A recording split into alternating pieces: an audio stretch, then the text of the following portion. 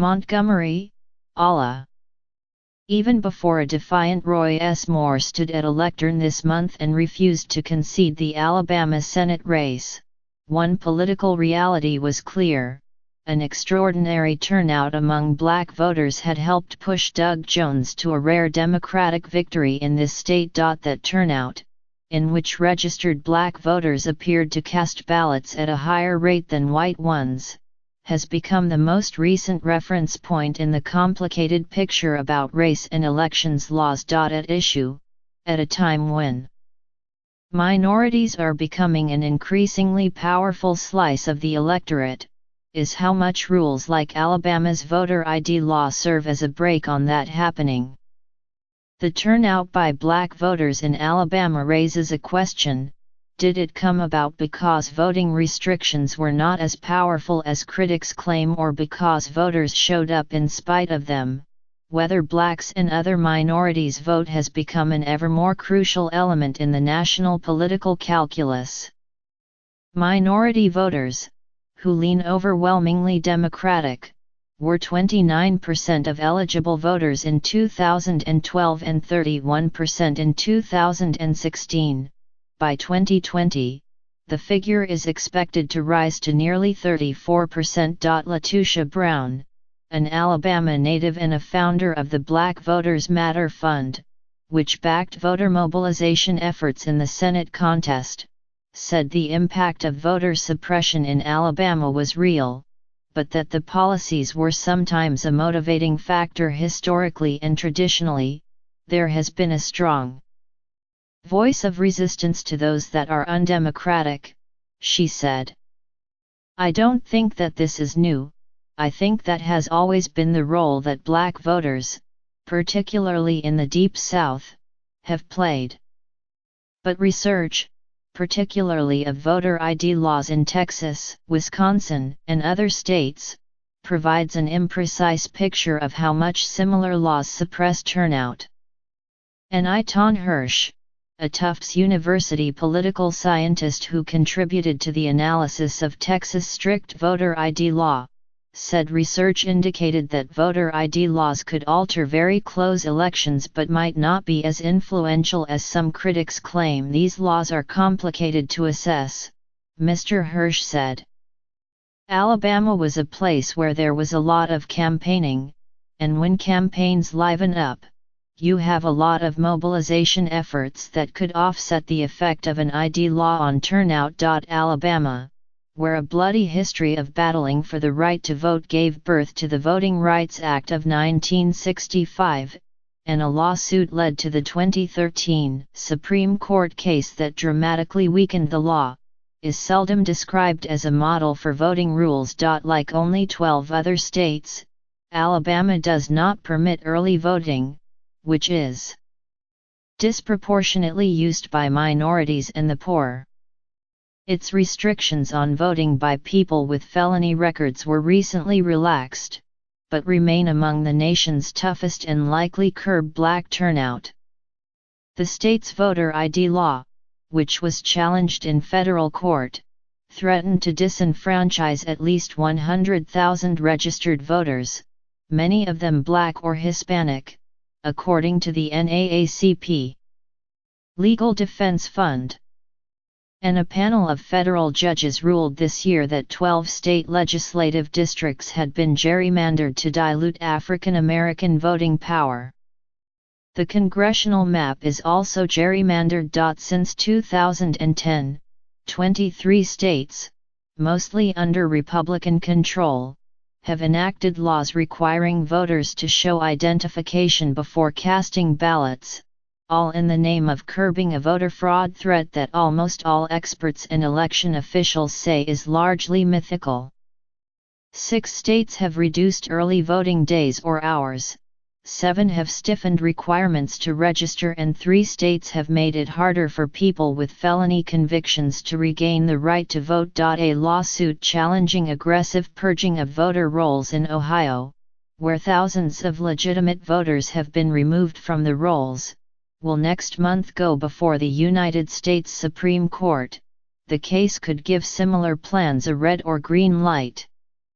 The court is also considering arguments over the constitutionality of partisan gerrymandering, which computer technology has turned into an ever more powerful tool. On the other hand, in many states, most of them divided or Democratic-leaning, access to the franchise continues to expand.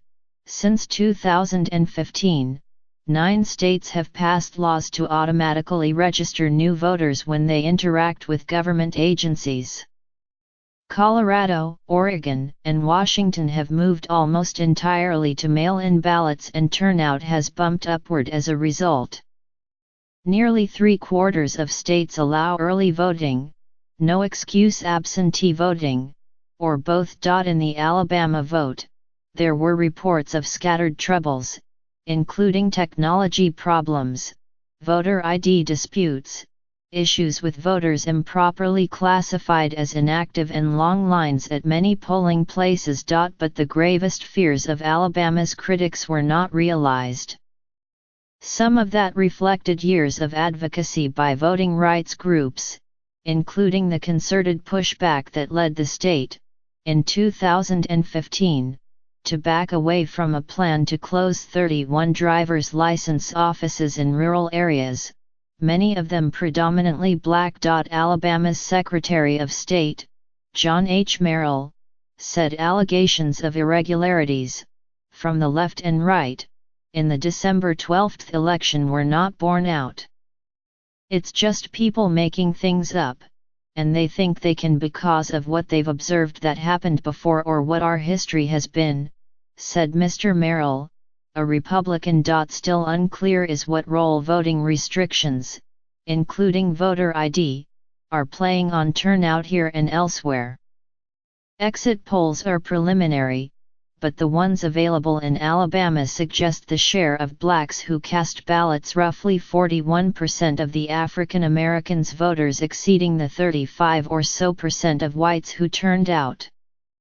The divide likely reflects a robust black turnout and modest participation from whites who were unenthusiastic about Mr. Moore, whose already controversial candidacy was dogged by accusations of sexual misconduct. One recent academic study concluded that the historic turnout gap between white and minority voters increased sharply, as much as 5-fold in states with the strictest voter ID laws, producing a clear partisan distortion favoring Republicans. In Texas, where federal courts have invalidated parts of one of the nation's toughest ID laws, a detailed analysis concluded that 3.6% of white registered voters in Texas lacked any legally acceptable ID, and 5.7% of Hispanic voters, and 7.5% of African Americans. But among more likely voters who cast ballots in the 2010 and 2012 elections, only 1.4% lacked a valid ID. An estimated 600,000 registered voters lacked a photo ID that qualified them to vote under the law. Still, other studies in Texas and Wisconsin concluded that confusion over voter ID laws meant that more people who actually had valid IDs but believed they did not stayed home on election day than did voters who actually lacked identification. The Wisconsin study suggested it was mathematically possible, though far from certain, that the number of voters who stayed home in the 2016 general election exceeded Donald J. Trump's 22,748 vote margin of victory there. Some critics of voter restrictions took that as proof of the impact of such laws, but among scholars, caution is more the rule. It depends on where, and it depends on who, said Justin Levitt, a professor at Loyola Law School in Los Angeles who also oversaw voting rights issues in the Obama administration Justice Department. There are real, live instances where positions are taken to keep eligible people from showing up at the polls or to make it needlessly harder to vote. But it's not nationwide, and it's not all the time. Bernard Simulton, the president of the Alabama branch of the NAACP, said he believed that the voter ID law had led some people, many of them poor, to stop trying to participate in elections at all as long as that's a requirement. What are people to do if they haven't been able to obtain the required voter ID? Mr. Simulton said. My gut tells me that people who don't have it have given up. Some voting rights advocates stress that the relevant measure should be whether people were unable to vote, not whether particular policies determined the outcome of the election. Voter suppression might not be attributable in every instance to changing an election outcome, but it's significant to people who have barriers in front of them at the ballot box, said Myrna Perez, the deputy director of the Democracy Program at the Brennan Center for Justice at the New York University School of Law. She added, "The country is going to be poorer if we only care about voter suppression when it affects the outcome." The outcome, however, is increasingly the standard by which voting rights cases are decided. The Supreme Court's Shelby County v. Holder decision, which dramatically scaled back the Voting Rights Act, relieved scores of states and local governments with a history of bias from the need to prove that new election rules did not discriminate. Since 2013, the burden of proving discrimination and the cost of detecting and litigating it has been shifted to minority voters and the groups that represent them. To many, that's a standard that rankles. I do think that very committed, focused people will find a way to cast ballots, said Ms. Brown, the co-founder of the Black Voters Matter Fund. But is that fair? If you put a rock on my foot and I beat you in the race, that still doesn't make it okay that you put a rock on my foot.